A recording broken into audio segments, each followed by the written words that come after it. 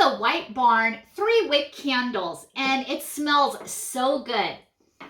This is in champagne toast, and these are also lead-free wicks. So nice.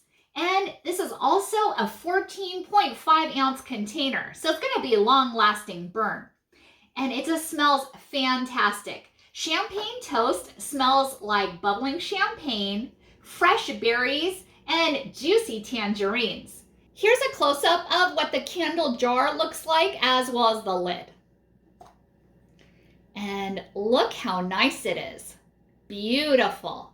They also say always cut it to about a 1/4 inch wick before lighting. So wanted to share this. It also has a decorative shiny lid, and it just smells so fabulous. And thank you so much for watching, and hope you found this video helpful.